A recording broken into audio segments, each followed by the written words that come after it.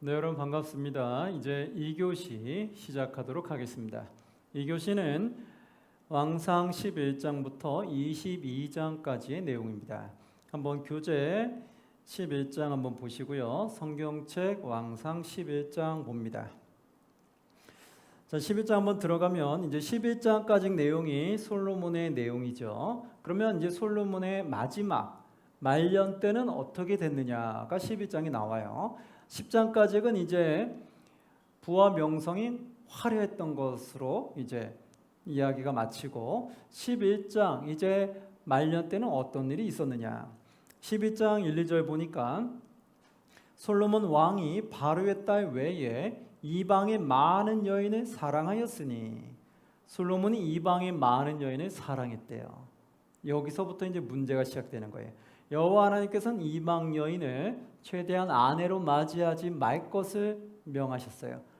근데 솔로몬이 이제 풍족해지다 보니까 이방 여인들까지 이제 사랑하게 되는 거예요. 그러면서 어떤 일이 생겼냐? 모압과 암몬과 에돔과 시돈과 헷 여인들을 취하게 되면서 2절에 보니까 여호와께서 일찍이 이 여러 백성에 대하여 이스라엘 자손에게 말씀하시기를 너희는 그들과 서로 통혼하지 말며 그들도 너희와 서로 통혼하게 하지 말라. 그들이 반드시 너희의 마음을 돌려 그들의 신들을 따르게 하리라 하셨으나 솔로몬이 그들을 사랑하였더라. 분명히 여호와 하나님께서 말씀하셨다는 거예요. 너희는 이방 여인들과 통혼하지 말라라는 거예요. 그들이 반드시 너희의 마음을 돌려서 그들의 신들을 따르게 한다는 거예요. 그래서 마음을 돌려서 우상을 섬기게끔 만들 거라는 거예요. 그러니까 이방 여인들과 이방 사람들과 통혼하지 말라라고 예전에 하나님이 명하셨다는 거예요. 그랬는데 솔로몬은 어떻게 했냐? 그 이방 여인들을 사랑했다라는 거예요. 여기서부터 이제 문제가 발생돼요. 분명히 하나님 말씀대로 지켜 행하면 복 주신다고 했는데 지금 솔로몬은 여호와의 말씀을 어기고 있는 거예요. 지키지 않게 되는 거죠. 그럼 지키지 않으면 어떤 일이 벌어난다고 했어요? 결국은 지키지 않으면 하나님 멸하신다고 분명히 했잖아요. 그랬는데 솔로몬은 그 길을 걸어가게 된 거죠. 자, 그러면 이제 어떻게 되는지 한번 보시면 3절, 4절에 보니까 이렇게 됩니다. 왕은 후궁이 몇 명이 돼요? 700명이 되고 첩이 300명이라. 이렇게 수많은 여인들을 사랑하면서 이방 여인이든 이스라엘 여인이든 상관없이 수많은 여인들을 취하게 되는 거예요. 그러면서 그가 여인들이요 왕의 마음을 돌아서게 하였더라. 그래서 결국 수많은 여인들 중에 이방 여인들이 솔로몬 왕의 마음을 결국은 돌아서게 만듭니다. 그래서 4절에 보니까 솔로몬의 나이가 많을 때에, 결국 솔로몬이 노년이 되었을 때, 나이가 많을 때에 그의 여인들이 그의 마음을 돌려 다른 신들을 따르게 하였으므로 왕의 마음이 그의 아버지 다윗의 마음과 같지 아니하여 그의 하나님 여호와 앞에 온전하지 못하였으니. 이렇게 나오죠. 결국 솔로몬은 수많은 이방 여인들 사랑함으로 인해서 아버지 다윗처럼 그렇게 가지 못하고 결국 이방 여인들을 통해서 우상을 섬기게 되었다라고 말해요. 5절에 보니까 그런 어떤 우상들을 섬겼냐? 여러 가지 수많은 우상들을 섬겨요. 5절 보니까 이는 시돈 사람의 여신 아스다롯을 따르고 암몬 사람의 가증한 밀곰을 따름이라. 6절에 솔로몬이 여호와의 눈앞에서 악을 행하여 그의 아버지 다윗이 여호와를 온전히 따름같이 따르지 아니하고 모압의 가증한 그모스를 위하여 예루살렘 앞 산에 산당을 지었고 또 암몬 자손의 가증한 몰록을 위하여 그와 같이 하였도다 얘기하죠. 수많은 우상들을 지금 숭배하기 시작한 거예요. 누가? 솔로몬이. 정말 생각지도 못한 일이 일어났어요. 솔로몬은 그렇게 부와 영화를 많이 얻었는데, 그래서 하나님을 절대로 안 떠날 거라고 생각을 했는데, 부와 영화를 많이 누린 솔로몬이 이제 나태해지면서 하나님 말씀을 지키지 아니하니까, 영적으로 교만해지니까 결국 이런 일이 벌어지더라는 거예요. 그래서 우리는 그리스도의 하나님 섬길 때 우리는 조심해야 될 게 있어요. 어떤 분들은 교회 다니면서 이런 말을 해요. 나는 이런 나쁜 행동을 해도 절대로 난 넘어지지 않을 거야. 이렇게 말하는 분이 있어요. 나는 잘못된 길을 가더라도 나는 절대로 하나님을 버리지 않을 거야. 이렇게 말하는 사람이 있어요. 그러나 나중에 시간이 지나면 결국은 잘못된 길로 걸어가면 하나님과 다 멀어지게 되어 있더라는 거예요. 좋지 못한 곳에 내가 소속되어서 활동하게 되면 그럼 결국은 내가 하나님을 떠나게 되더라는 거예요. 그래서 좋지 못한 곳, 안 좋은 곳에서는 내가 오래 머무르면 안 돼요. 좋지 않은 곳에서는 빨리 내가 뛰쳐나와야 돼요. 그래서 여기서도 이방 여인들이 우상을 섬기면 이방 여인들에서 뛰쳐나왔어야 되는 거예요. 이방 여인들을 다 돌려보냈어야 되는 거죠. 그런데 그들과 같이 섞여 있다 보니까 나는 하나님을 떠나지 않을 거야 라는 생각을 분명히 있었을 거예요. 그러나 노년이 되니까 결국 마음이 빼앗겨서 결국 하나님을 배반하게 되는, 하나님 말씀에 불순종하는 자로 전락해 버리게 되는 것을 보게 됩니다. 그래서 우리도 어떠한 경우라도 절대로 나는 타락하지 않을 거야 확신 갖지 마시기 바랍니다. 나는 절대로 하나님 버릴 일 없어, 나는 하나님에게 불순종할 일이 없을 거야 라고 절대로 장담하지 마시기 바랍니다. 그래서 내 주변에서부터 하나님과 멀어지게 하는 장애물들이 있으면 빨리빨리 장애물들을 제거하시기 바랍니다. 장애물들을 제거하지 아니하고 나는 하나님과 어떤 장애물이 나와 함께 있어도 나는 하나님을 안 떠날 각오가 되어 있어, 이런 말은 하지 않으시기 바랍니다. 그것이 바로 영적인 교만이 되는 거예요.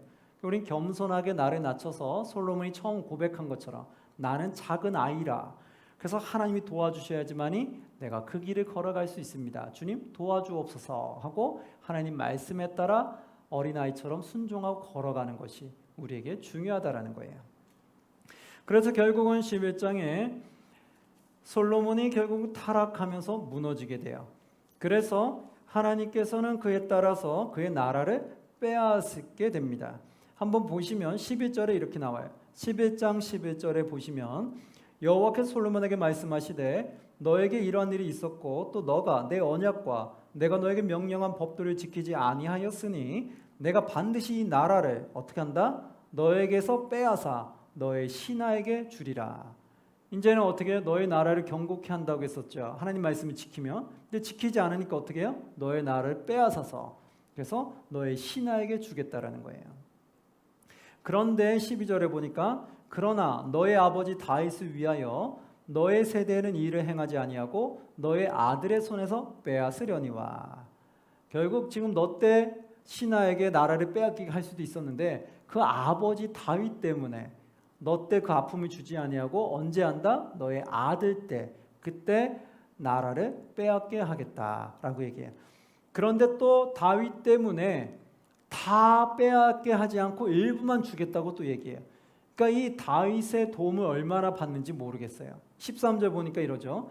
오직 내가 이 나라를 다 빼앗지 아니하고, 다 빼앗아서 신하에게 줄 수도 있었는데 다 빼앗지 아니하겠다는 거예요. 그 이유가 뭐냐? 다 빼앗지 아니하고 내 종 다윗과 내가 택한 예루살렘을 위하여 한 지파를 내 아들에게 주리라 하셨더라.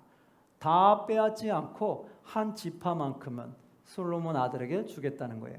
그 나라가 어디였을까요? 유다 지파인 거예요. 그래서 유다 지파가 솔로몬의 후손들로 쭉 가게 되고 나머지 지파들은 다 북이스라엘로 다른 왕을 섬기게 됐죠. 그래서 그 신하를 북이스라엘은 섬기게 됩니다. 다윗의 그 다음 아들 세대 이제 분열이 되기 시작하게 되는 거예요. 그래서 보시면 이제 12장으로 넘어갈게요. 12장 넘어가면 정말 어떤 일이 일어나는지 한번 보겠습니다. 12장에 그런 분열 왕국이 생기면 솔로몬 다음 왕이 나와야 되겠죠? 누굴까요? 한번 보시면 12장 1절에 르호보암이 세겜으로 갔으니, 바로 이제 그 아들 르호보암이 나오게 돼요. 앞에 11장 42절 뒷부분에 보면 이렇게 나오죠. 11장 42, 43절 솔로몬이 예루살렘에서 온 이스라엘을 다스린 날수가 40년이라. 솔로몬이 그의 조상들과 함께 잠에 그의 아버지 다윗의 성읍에 장사되고 그의 아들 르호보암이 대신하여 왕이 되니라. 11장 마지막에는 이제 솔로몬이 죽음을 맞이하고 그 아들 르후보암이 왕이 됐다고 말해요. 그러면서 12장으로 넘어가면서 1절에 르후보암이 세겜으로 갔으니 이는 온 이스라엘이 그를 왕으로 삼고자 하여 세겜에 이르렀다. 온 이스라엘이 그를 왕으로 세우려고 했었어요. 근데 4절에 보니까 사람들이 이 르후보암에게 한 가지 부탁을 합니다. 그게 뭐냐? 왕의 아버지가 우리의 멍에를 무겁게 하였으나 왕은 이제 왕의 아버지가 우리에게 시킨 고역과 매우 무거운 멍에를 가볍게 하소서. 그리하시면 우리가 왕을 섬기겠나이다 라고 얘기했어요. 그러니까 그럼 내가 생각해 볼게. 사무엘에 다시 와라 얘기했어요. 이 말은 뭐냐면 솔로몬 때 이제 수많은 성전도 짓고 왕궁도 지으면서 성전 지은 게 7년이고 왕궁 지은 게 20년이잖아요. 13년이잖아요. 그럼 총 20년간을 건축하느라고 시간을 보냈다는 거예요. 근데 이 건축이 지금처럼 현대식 건축이냐? 그게 아닌 거예요. 사람들의 노력으로 이걸 해야 되는 거예요. 사람의 몸으로 기계로 나르는 것이 아니라 사람들이 직접 돌을 날라야 됐다는 거예요. 그러니까 얼마나 힘들었겠어요. 그러니까 이 수많은 고역들이 있었기 때문에 이제는 우리를 조금 그 고역에서 가볍게 해달라고 부탁을 한 거예요. 그러면 알겠다라고 하면 되는 거였잖아요. 근데 나중에 보니까 르호보암이 그걸 거절합니다. 한번 보시면 14절에 어린 사람들의 자문을 먼저 구해서 이렇게 말합니다. 14절 어린 사람들의 자문을 따라 그들에게 말하 이르되 내 아버지는 너희의 멍에를 무겁게 하였으나 나는 너희의 멍에를 더욱 어떻게 한다? 무겁게 할지라. 내 아버지는 채찍으로 너희를 징계하였으나 나는 전갈 채찍으로 너희를 징치하리라 하니라. 더 포악스럽게 너희를 다스리겠다는 거예요. 그러니까 이게 얼마나 악한 겁니까?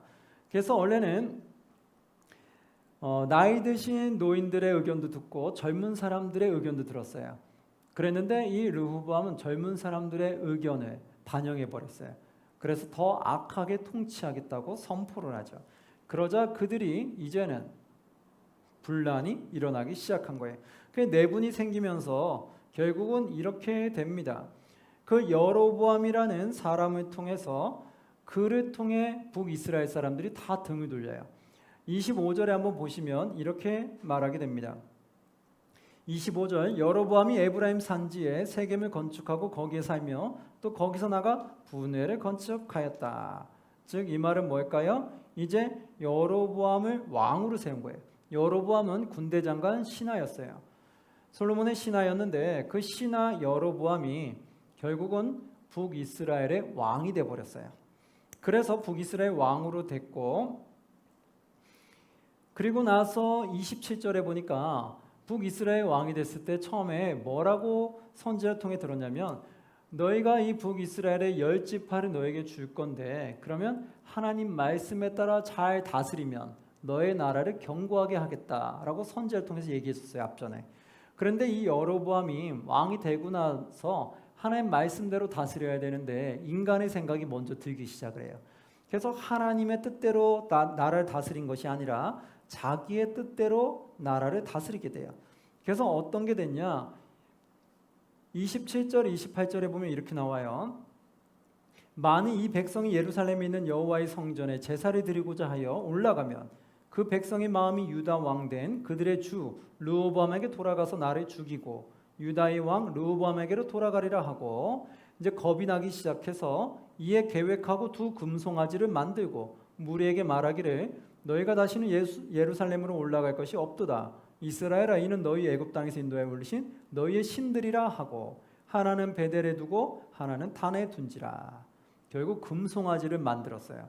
금송아지를 만들어서 두 곳에 두고 그들을 우상 숭배하게끔 만드는 거예요. 왜 그렇게 했을까요? 오직 하나님만을 섬겨야 되는데 하나님에게 자문을 구하고 어떻게 해야 되는지 하나님께 구하고 나라를 다스렸으면 우상 숭배할 일이 없었을 텐데 이 여로보암은 하나님을 구하지 않은 거예요. 그리고 자기가 생각하고 자기가 판단해서 자기 뜻대로 치리를 해버렸던 거죠. 그게 바로 우상 숭배였다는 거예요. 그러면서 31절에 보니까 이렇게 나와요.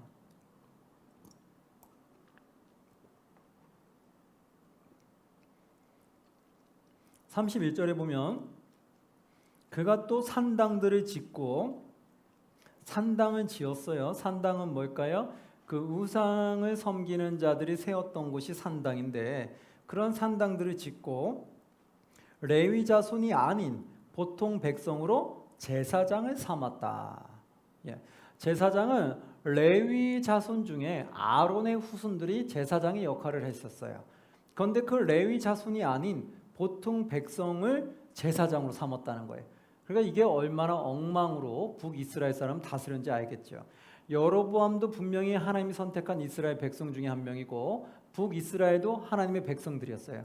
그런데 이 하나님의 백성들을 데리고 하나님의 말씀에 따라 통치하지 아니하고 자기의 마음대로 하나님 말씀에 지키지 아니하고 어긋되게 불순종함으로 다스리는 것을 보게 되죠.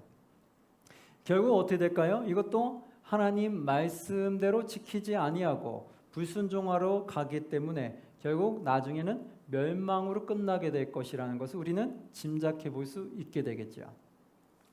여기서도 보니까 결국 이러한 길을 걸어가게 됩니다. 그러니까 13장에 가니까 13장에 하나님의 사람이 와서 그에게 재앙을 선포하게 돼요. 13장 1, 2절에 보시면 보라 그때 하나님의 사람이 여호와의 말씀으로 말미암아 유다에서부터 베델에 이르니 마침 여로보암이 제단 곁에 서서 분향하는지라 하나님의 사람이 제단을 향하여 여호와의 말씀으로 외쳐 이르되 제단아 제단아 여호와께서 이와 같이 말씀하시기를 다윗의 집에 요시아라 이름하는 아들을 낳으리니 그가 내 위에 분향하는 산당 제사장들을 너의 위에서 제물로 바칠 것이요 또 사람의 뼈를 내 위에서 사르리라 하셨느니라 하고 바로 지금 재앙을 선포하게 됐던 거예요.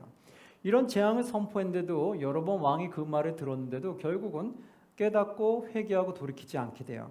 33절에 보니까 이렇게 나오죠. 여로보암이 이 일 후에도 그의 악한 길에서 떠나 돌이키지 어떻게 했다고요? 아니하고 악한 길에서 떠나 돌이켜야 되는데 돌이키지 아니했다는 거예요. 아니하고 다시 일반 백성을 산당의 제사장으로 삼되 누구든지 자원하면 그 사람을 산당의 제사장으로 삼았으므로 이 일이 여호와 집에 죄가 되어 그 집이 이 땅에서 끊어져 멸망하게 되니라. 결국 나오죠.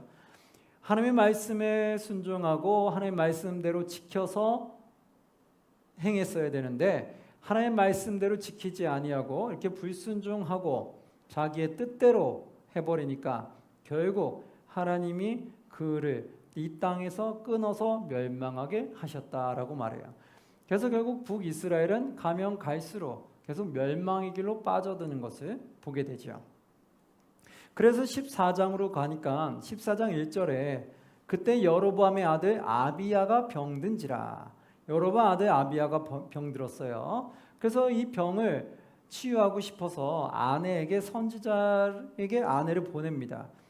그랬는데 이 선지자를 통해서 들은 말은 무슨 말이냐면 그 재앙이 너희 앞에 있기 때문에 그 아이가 죽을 거라고 말하게 돼요. 한번 11절 12절에 보면 14장 11, 12절에 이렇게 나오죠.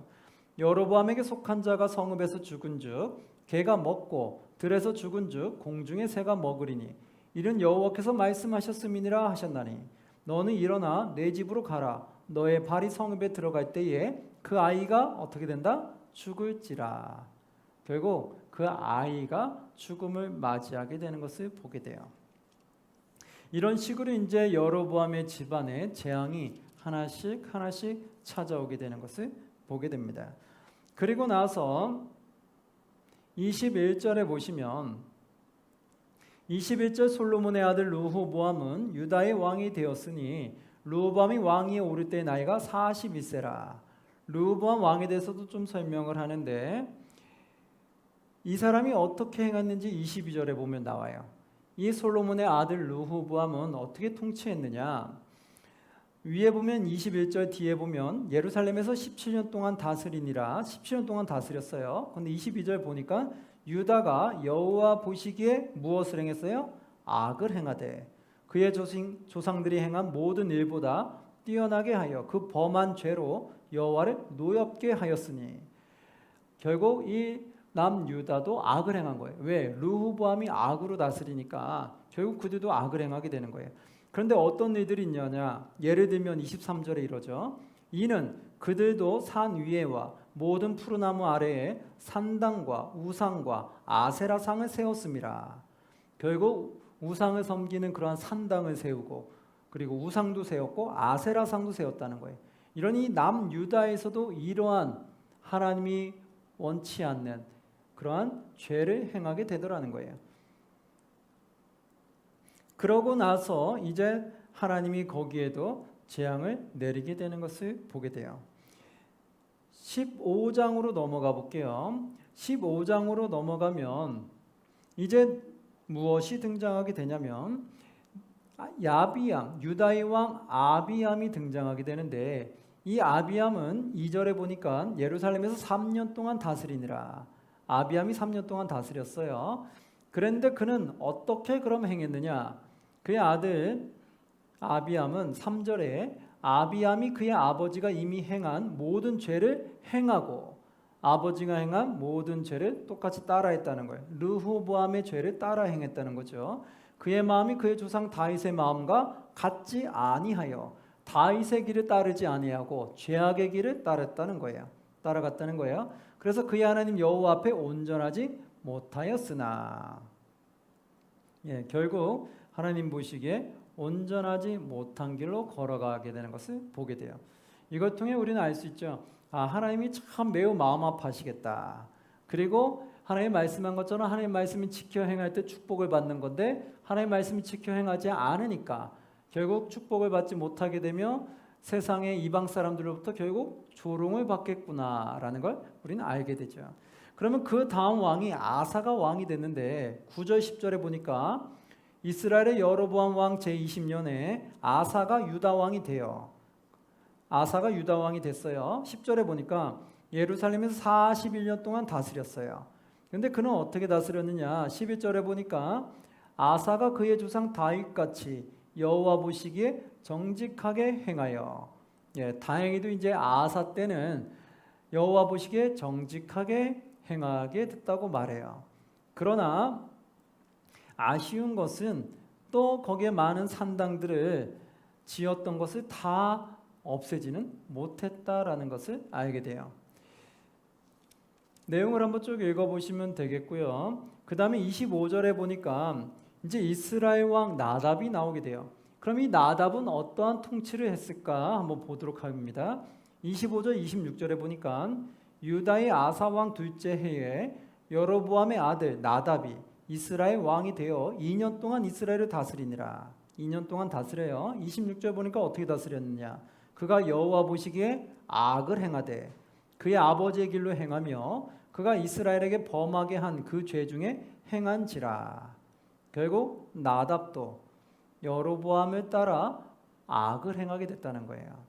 하나님 보시기에 매우 마음 아픈 그 길을 걸어가는 거죠. 하나님이 원치 않는 그러한 길을 걸어가게 돼요. 북이스라엘도 결국 하나님의 백성들이었는데 선택한 백성들인데 악한 길로 걸어가게 되니까 얼마나 악해요.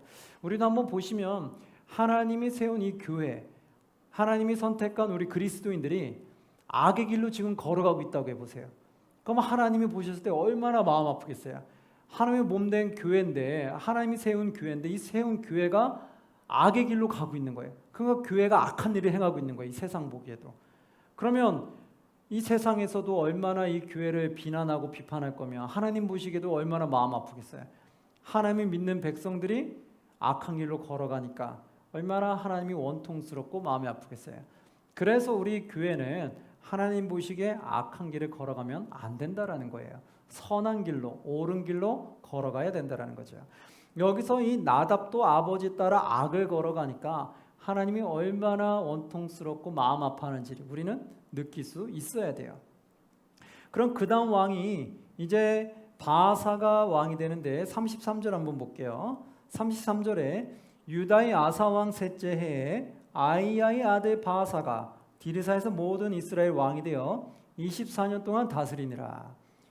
24년 동안 바사가 다스렸어요. 그럼 그는 어떻게 다스렸느냐? 34절 보니까 바사가 여호와 보시기에 악을 행하되 또 악을 행했어요. 좀 북이스라엘에서도 선을 행하는 왕이 좀 나왔으면 좋겠는데 북이스라엘은 계속해서 악으로 가는 걸 보게 돼요. 악을 행하되 여로보암의 길로 행하여 그가 이스라엘에게 범하게 한 그 죄 중에 행하였더라. 여호와의 여로보암의 길로 행하였다 이렇게 말해요. 여기 성경의 말씀을 잘 보면 여로보암의 길로 행하였다 이 말은 뭐냐면 죄의 길로 행했다는 걸 뜻하는 거고, 다윗의 길로 행하였다 하면 정직한 길로 행하였다는 것을 알게 돼요. 왜냐하면 여로보암이 첫 왕으로서 악을 행했기 때문에 여로보암은 악의 모델이 되어버렸어요. 그리고 다윗은 왕으로서 선한 통치를 했기 때문에 다윗은 선한 왕으로 모델이 되게 됩니다. 그래서 그 비유를 여로보암의 비유를 두느냐 다윗의 비유를 두느냐에 따라서 어떻게 통치했는지 우리는 좀 알 수가 있겠죠. 그리고 나서 16장으로 넘어가니까 16장에 8절에 보니까 유다의 아사왕 제26년에 바사의 아들 엘라가 디르사에서 이스라엘의 왕이 돼요. 엘라가 그 다음 이스라엘 왕이 됐어요. 그럼 그는 어떻게 통치를 했을까요? 그래 보니까 엘라가 왕이 돼 2년 동안 왕이 있느니라. 엘라가 디르사에서 왕궁 맡은 자 아르사의 집에서 마치고 취할 때에 그 신하 곧 병거 절반을 통솔한 지휘관 시므리가 왕을 모반하여 시므리가 들어가서 그를 쳐 죽이고 결국 신하에게 죽임을 당했어요. 왜 죽임을 당했을까요? 13절에 보니까 이렇게 나오죠. 이는 바사의 모든 죄와 그의 아들 엘라의 죄 때문이라. 결국 그들이 죄를 짓고 악의 길로 가니까 오래 통치도 하지 못하고 결국 신하의 반역으로 죽임을 당하게 됐다는 거예요. 그리고 이스라엘 왕으로 이제 시므리가 왕이 됐어요. 그런데 시므리는 며칠을 통치했느냐? 15절에 나오죠. 유다의 아사왕 제27년에 시므리가 디르사에서 며칠 동안 왕이 돼요? 7일 동안 왕이 되니라. 반역을 하고 왕이 됐는데 북이스라엘 왕이 됐는데 7일밖에 통치를 못했어요. 왜 그랬을까요? 16절에 보니까 군대 지휘관 오므리가 그를 죽이게 되죠. 그래서 그를 죽이기 위해서 에워싸니까 18절에 이 시므리가 성읍이 함락됨을 보고 왕궁 요새에 들어가서 왕궁에 불을 지르고 그 가운데서 죽었으니, 결국 본인이 왕궁에다 불을 지르고 본인이 거기서 죽게 돼요. 그렇게 했던 이유는 뭐냐? 19절 이는 그가 여호와 보시기에 악을 행하여 범죄하였기 때문이라. 결국 악을 행하고 범죄했기 때문에 그 통치가 결국 형통하지 못했다라는 거예요. 그러니까 이 세상에 다 보았을 때 알겠죠. 우리가 하나님 보시기에 악을 행하면 그 악을 행하는 그 삶은 하나님 보시기에 형통할까요? 아니면 멸망으로 빠질까요? 멸망으로 빠진다는 것을 우리 성경을 통해 알 수 있어요. 결국 이 왕들을 보면 다 끝이 비참하고 좋지 않게 끝나는 왕들을 보면은 다 하나님 보시기에 악을 행하였기 때문이다라고 말하게 돼요. 그러니까 하나님 보시기에 선한 길로 갔으면 이렇게 비참하게 왕의 끝을 마무리 짓지 않게 된다라는 거예요. 근데 왕의 끝이 비참해지는 것은 결국 그가 하나님 보시기에 악을 행했기 때문이다라는 걸 알게 되죠. 그래서 결국 오므리가 왕이 되었어요. 그리고 오므리가 북이스라엘 왕이 되면서 수도를 바꿉니다.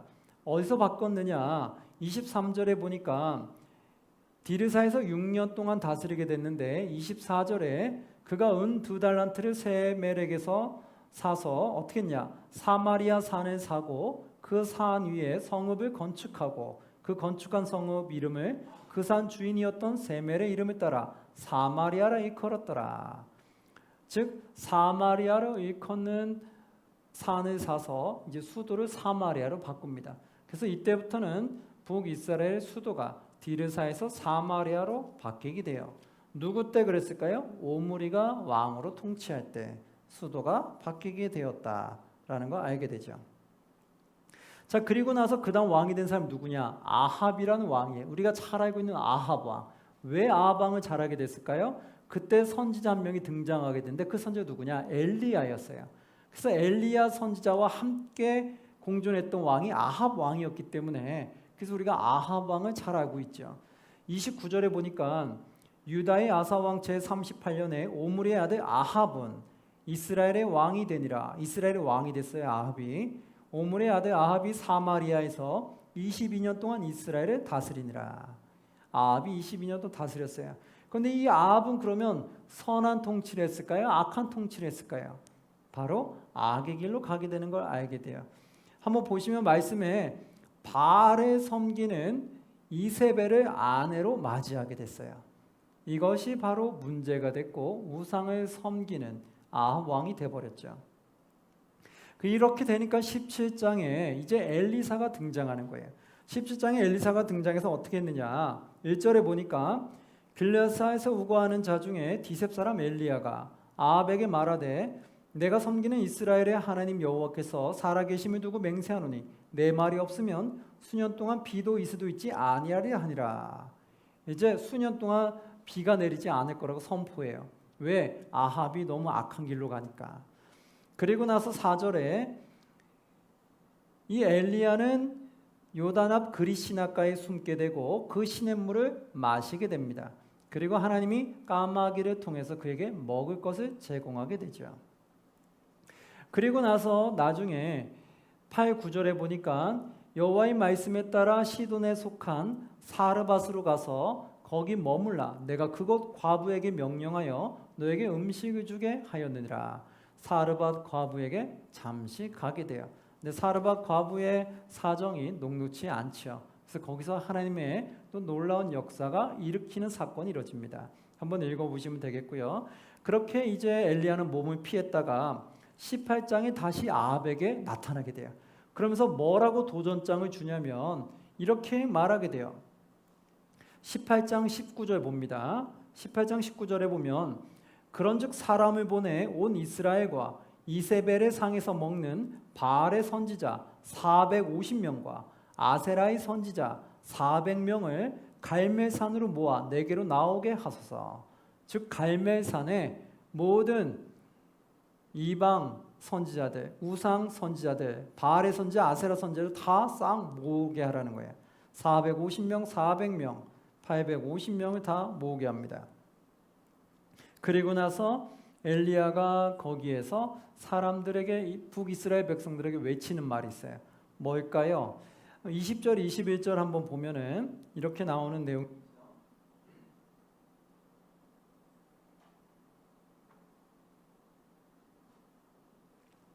20절, 21절 보면 이렇게 나와요. 아합이 이에 이스라엘 모든 자손에게 사람을 보내 선지자들을 갈멜산으로 모으니라. 이때 21절 엘리사가 이러죠. 엘리사가 북이스라엘 모든 백성들에게 호소하는 거예요. 엘리야가 모든 백성에게 가까이 나아가 이르되 너희가 어느 때까지 둘 사이에서 머뭇머뭇하려느냐. 여호와가 만일 하나님이면 그를 따르고 바알이 만일 하나님이면 그를 따를지니라 하니 백성이 말 한마디도 대답하지 아니하는지라. 엘리야가 벌써 너무 속이 타는 거예요. 이 북이스라엘 백성들에게 하나님의 백성들인데도 불구하고 지금 이 바알을 섬기는 걸 보면서 너무 화가 나는 거야. 야, 지금 우리의 주인은 하나님이고 우리는 하나님의 백성인데 너희는 왜 하나님을 따르지 아니하고 우상을 따르냐. 그러니까 만약에 정말 여호와가 하나님이라고 느껴지면 하나님만을 따르고 바알이 우상이 하나님이라고 느껴지면 하나님, 그러면 바알을 따라라 라고 말하는 거예요. 여기서 하나님의 뜻은 뭐라고요? 전지전능한 신이란 뜻이죠. 그래서 여기서 뭐예요? 여호와가 만일 하나님이면, 즉 여호와가 만일 전지전능한 신이라고 너가 믿는다면 그러면 여호와 하나님을 너의 주인으로 모시고 바알이 만일 하나님이라면, 이 말은 뭐예요? 바알이 만일 전지전능한 신이라고 너희가 그렇게 믿는다면 그러면 그 바알을 너의 주인으로 모시라라고 말하는 거예요.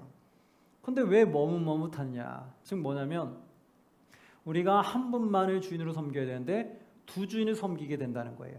하나님도 섬기고 우상도 섬기고. 즉 우리가 뭐예요? 우리가 이 땅을 살아가는데 하나님만을 섬겨야 되는데 우리가 하나님도 섬기고 세상도 섬긴다는 거예요. 그러니까 세상이면 세상, 하나님은 하나님, 한 분만이 주인이 돼야 되는데 하나님도 나의 주인이 되고 때로는 세상이 나의 주인이 되는 거예요. 세상이 나의 주인이 돼서 하나님 말씀보다는 세상을 또 따라가는 거예요. 그러다 또 때로는 하나님 필요하면은 세상을 버리고 하나님을 주여 하면서 또 하나님께 찾아오는 거예요. 그러니까 이 두 주인을 섬긴다는 거예요. 이거 하나님 보시기에 이거 선한 것이 아니라는 거죠. 그래서 여기서도 엘리야가 그 말하는 거예요. 너희는 두 주인을 섬기지 말고 한 분만 섬겨라. 왜? 하나님은 한 분밖에 없으니까, 창조주는 한 분이니까 바알이 그 하나님이라고 느끼면 바알을 섬기고 여호와가 하나님이라고 느끼면 여호와만을 섬겨라. 둘을 다 섬길 수는 없다라고 얘기하는 거죠. 그리고 나서 이제 그 바알 선지자들에게 이렇게 말합니다. 우상 선지자들에게 24절에 이렇게 말해요. 우리가 하나의 제단을 쌓고 신의 이름을 부르자. 그래서 우리가 불을 넣지 말고 그 신이 불을 내려서 그 제단을 불살르면 그가 정말 살아있는 신이다.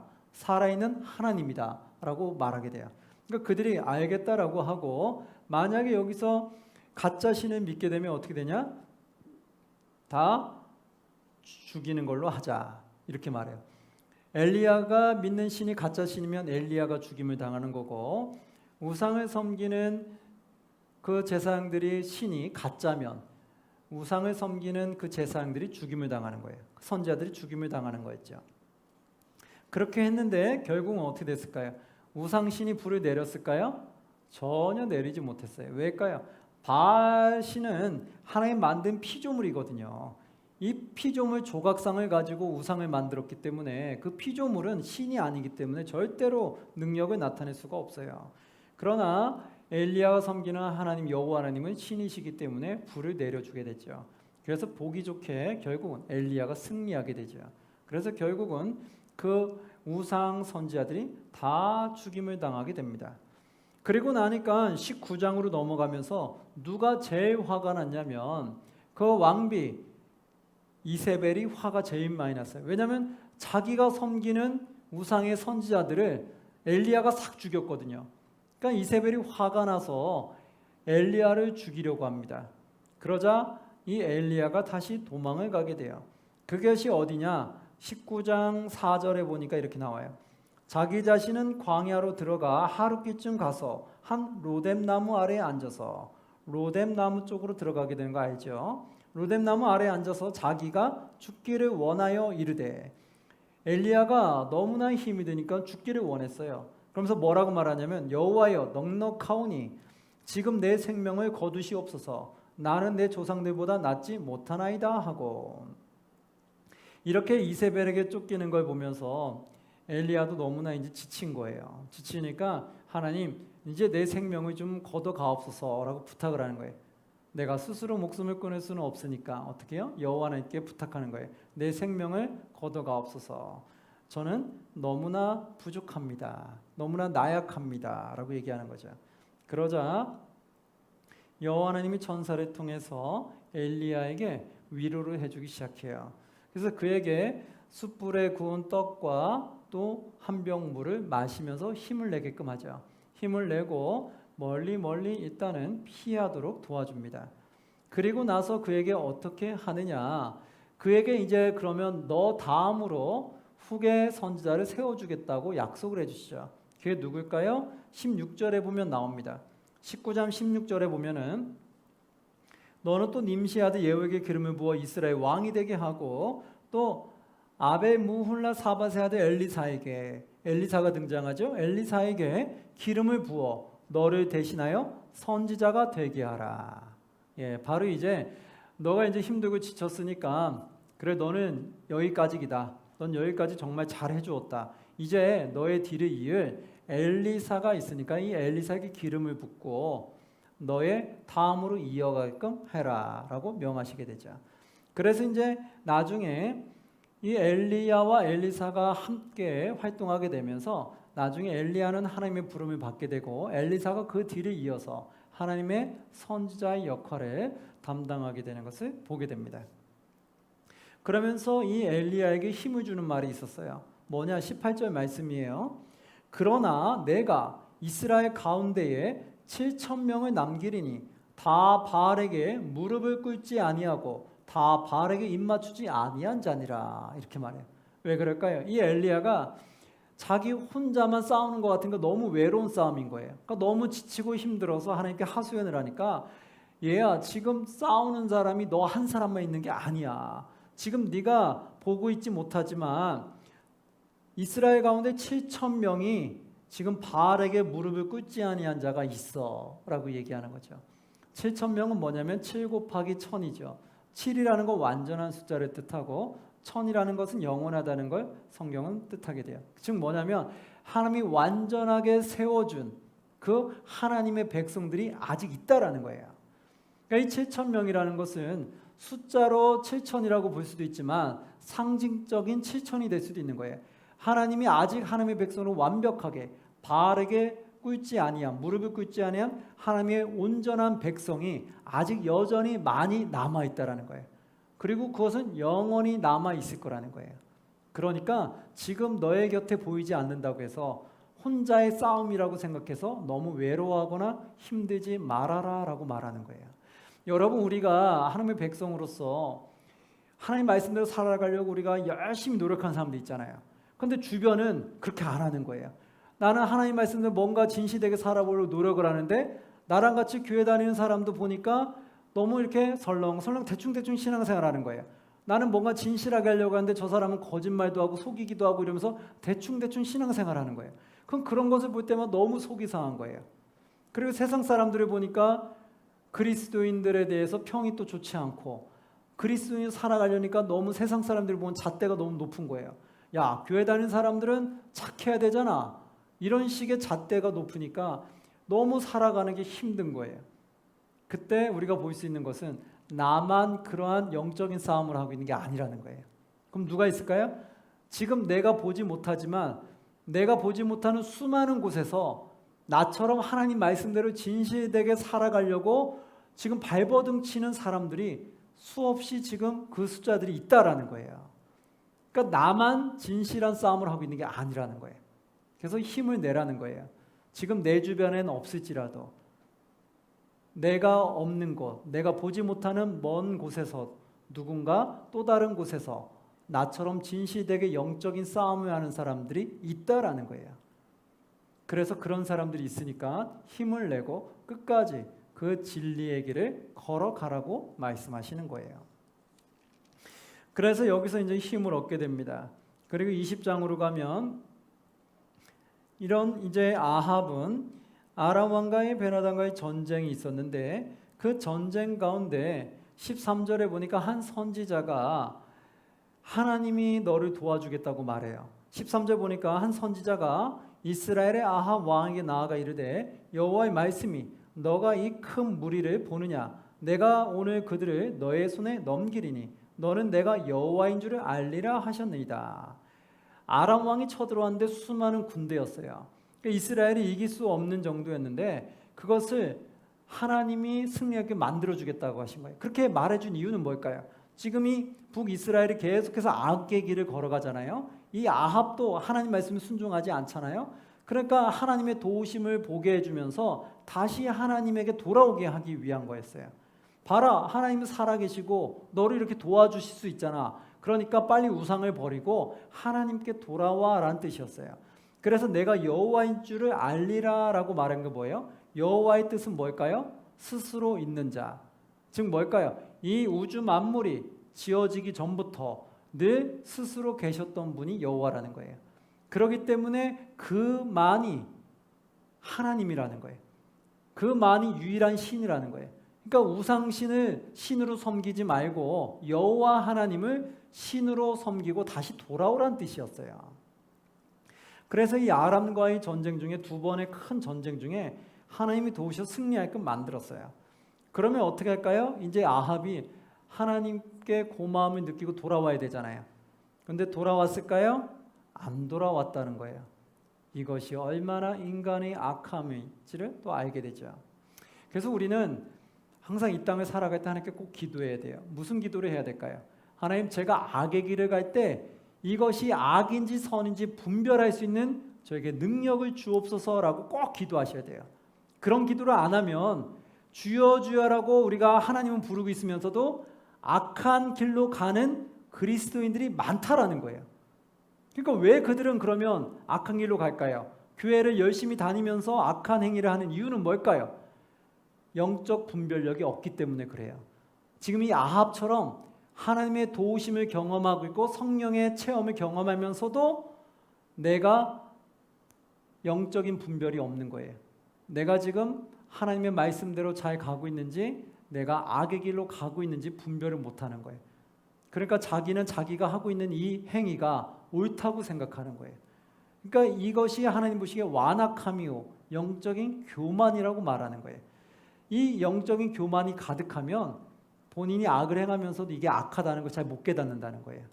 그래서 우리가 아무리 주변에서 당신 그거 잘못한 거야, 그렇게 행동하면 안 되라고 아무리 말해도 그게 귀에 들리지 않는 사람이 있어요. 신기하죠? 그게 왜 그럴까요? 내가 영적으로 악해져 있기 때문에 그렇다는 거예요. 그리고 우리는 그러지 않도록 꼭 기도하셔야 돼요. 영적으로 악해지면 결국 끝은 뭐예요? 축복이에요? 멸망이에요? 멸망이다라는 거죠. 그래서 우리는 꼭 악한 길로 가지 않도록 하나님께 기도하시면 좋겠습니다. 21장으로 가니까 어떤 일이 일어났냐면 나봇이라는 이스라엘 백성이 있었는데 1절에 보니까 21장 1절 그의 일이 있으니라 이스라엘 사람 나봇에게 이스라엘에 포도원이 있어 사마리아의 왕 아합의 왕궁에 가깝더니 이 아합의 왕에 가까운 곳에 포도원이 있었어요. 나봇이라는 사람이. 그런데 이 나봇이라는 포도원이 보니까 이 아합이 탐이 나는 거예요. 그래서 결국 그의 땅을 빼앗으려고 해요. 그래서 내 땅이랑 네 땅이랑 바꾸자 이렇게 제안을 했는데 그 나봇이 이거는 선조로부터 내려온 땅이기 때문에 내가 이것을 줄 수가 없다라고 말하게 돼요.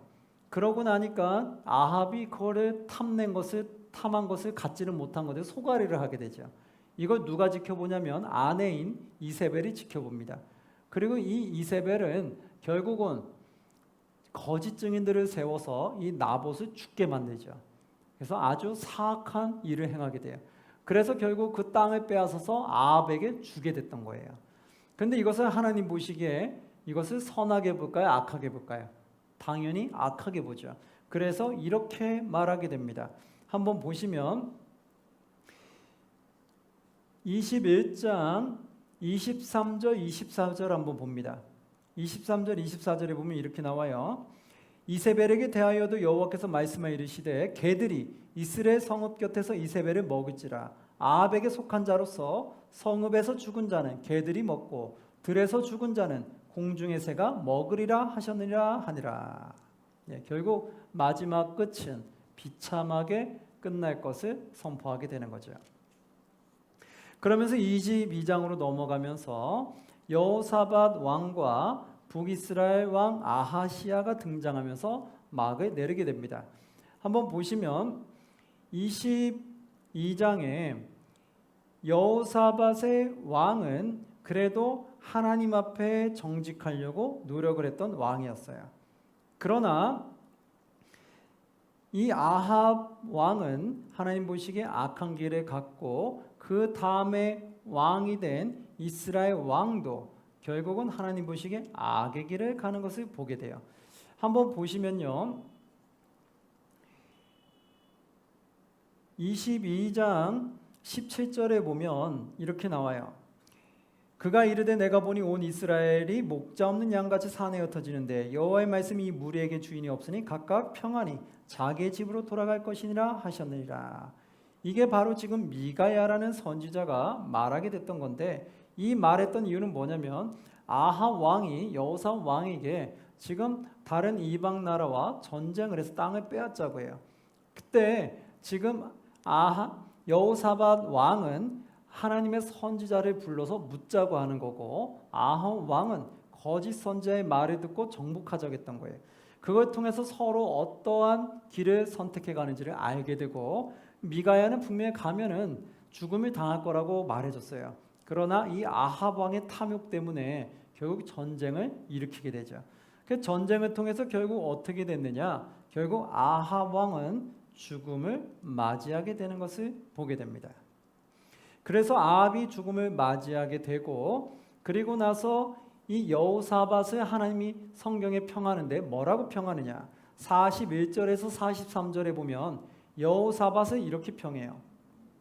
이스라엘의 아합 왕 제4년에 아사의 아들 여호사밧이 유다의 왕이 되니 여호사밧이 왕이 될 때 나이가 35세라 예루살렘에서 25년 동안 다스리니라. 그의 어머니 이름은 아수바라 시라의 딸이더라. 여호사밧이 그의 아버지 아사의 모든 길로 행하며 돌이키지 아니하고 여호와 앞에서 정직히 행하였으나 산당은 패하지 아니하였으므로 백성이 아직도 산당에서 제사를 드리며 분향하였더라. 그렇죠? 여호와 앞에서 어떻게 했다? 그래도 정직하게 행하였다. 산당까지 원래 패해야 되는데 산당은 그거를 패하지 못했어요. 그러나 그래도 정직하게 행하려고 노력했던 왕이다라고 말해주게 돼요.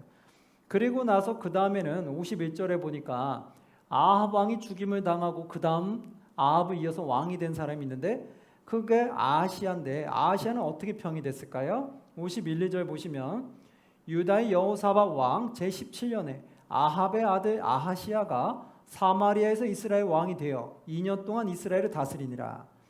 그가 여호와 앞에서 무엇을 행했어요? 악을 행하여 그의 아버지의 길과 그의 어머니의 길과 이스라엘에게 범죄하게 한 느밧의 아들 여로보암의 길로 행하며 53절 바알을 섬겨 그에게 예배하여 이스라엘의 하나님 여호와를 노하게 하시기를 그의 아버지의 온갖 행위같이 하였더라.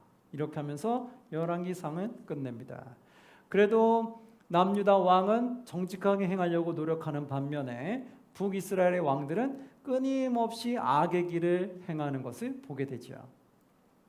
바로 이러면서 결국 북이스라엘이 하나님을 매우 마음 아프게 하는 것을 보게 되면서 막을 내립니다. 오늘은 여기까지 이렇게 끝내도록 하고요. 이제 다음 시간에는 열왕기 하가 나가면서 북이스라엘의 왕조의 끝은 어떻게 가며 남유다 왕조의 끝은 어떻게 가는지를 그 결말이 나오는 내용이 바로 열왕기 하에 나옵니다. 그래서 오늘은 여기까지 하고 다음 시간에 열왕기 하를 들어가도록 하겠습니다. 여러분, 네, 수고하셨습니다.